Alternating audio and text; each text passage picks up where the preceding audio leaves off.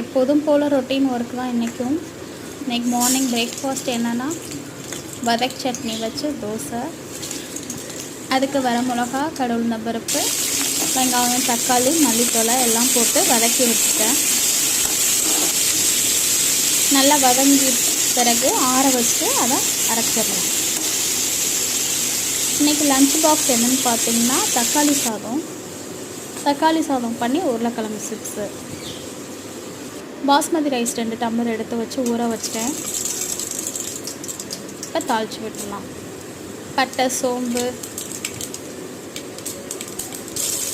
பச்சை மிளகா, வெங்காயம், இஞ்சி பூண்டு பேஸ்ட்டு நல்லா வதக்கிட்டு, தக்காளியும் போட்டு நல்லா வதக்கிட்டு மல்லித்தழை போட்டுடலாம்.